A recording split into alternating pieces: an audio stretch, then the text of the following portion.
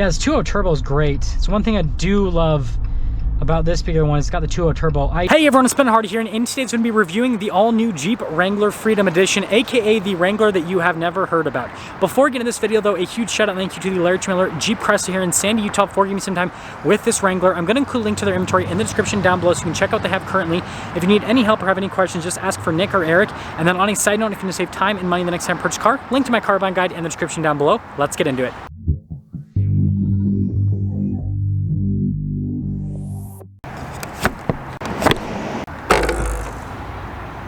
Under the hood, we have a turbocharged 2-liter 4-cylinder that goes through an 8-speed automatic transmission. Fuel economy is 21 around town and then 24 on the highway, with power outputs being 270 horsepower and then 295 pound-feet of torque.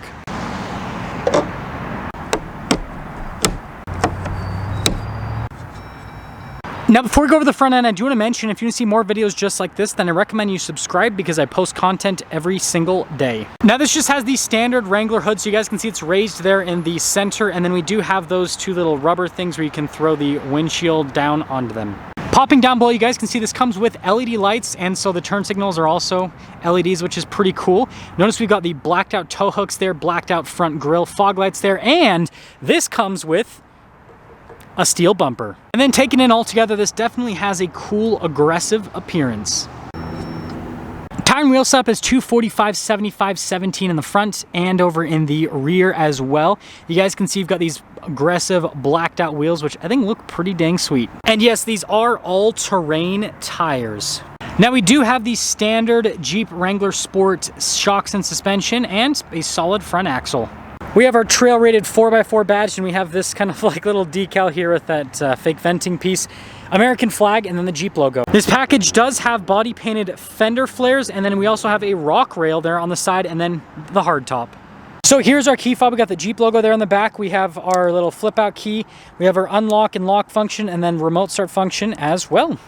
We've got the standard Wrangler hatch, but we have a not so standard decal. So you've got the Oscar mic right on the go because this is supposed to be able to go anywhere. That is a pretty cool Easter egg decal, and then boom. Now, being a 4-door, we've got tons of storage space behind the third row, and then you do have the body painted roll cage. More storage space underneath, and then notice we've got little areas for your bolts if you take off the top. When you're done with the rear, just lower down the window, stare at your Oscar mic badge, and close the hatch. Don't worry, we have another Oscar mic badge that you can stare at, and then we have a full-size spare here with the camera in the center, and then we've got that blacked out recovery hook. And then all together, let me know what you guys think about the exterior of this, but I think this is really good looking again, especially considering this is just a quote-unquote sport.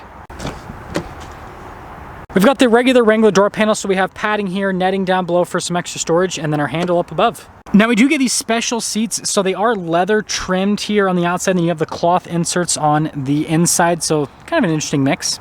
Legroom in the back of the 4-door is pretty dang solid. Headroom is also amazing. Got these traditional storage pockets here on the back, vents here in the center, window controls for the center as well, and then I guess just storage down below. Now this one gets the headrest cup holder armrest thing, which is interesting. Now the front door panel is pretty much identical to the rear. The storage net looks a little bit bigger though, and then you can see again with the door handle mirror adjustment there with the door lock and unlock, and then there's a quick look at the mirrors. Now with the front seat here, again, we've got the Oscar mic logo there, and then you got the leather mixed with the cloth, and the seat is manually adjustable. Pretty regular pedal layouts down below, and then we do have our light control here with the fog light as well.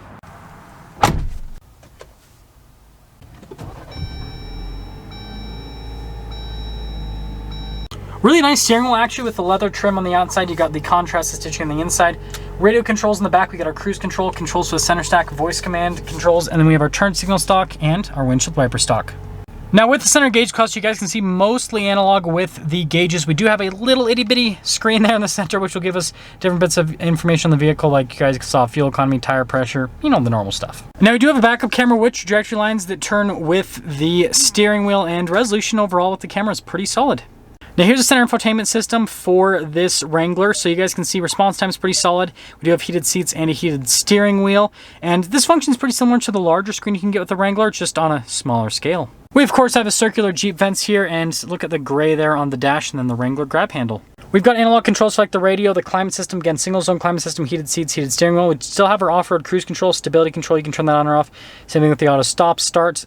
All of our window controls down below with our little media tab right there, and then 12 volt. And we got 4 auxiliary switches for auxiliary items if you want to add those in. You probably can't see because of the glare, but 2-wheel drive, 4-wheel high. You've got neutral and then 4-wheel low. To get in 4-wheel low, you do have to be rolling at about, under 5 miles an hour in neutral to pull it into 4-wheel low. Shifter for that 8-speed automatic with the Jeep logo there on the top. And then we do have a manual function, and then some cup holders here with the key holder, and then our parking brake. Center console with some nice padding here, and so you can see the storage space. Solid, got a USB inside of it. And then there's your glove box. We do have a traditional mirror here with a mirror dimmer, and then we've got the hard top here, so you got those little latches to pull off the top, pretty simple. The back, you do have to use tools. Now here's a window sticker for this Freedom Edition. You guys can see base MSRP for the Sport, $34,865. This is a $64.95 upcharge, but most of the stuff we went over with this package is part of this package, if that makes sense. Like the LED lights, for example. I guess this has window tint too, all-terrain tires. Just read the list if you want to read everything. There's quite a bit. This has some other stuff added to that on top of it, like the trailer tow package, the hard top, all that. Anyways, total MSRP, $50,535, 5-year, 60,000-mile powertrain warranty, 3-year, 36,000 mile on the basic. Let's see how it drives.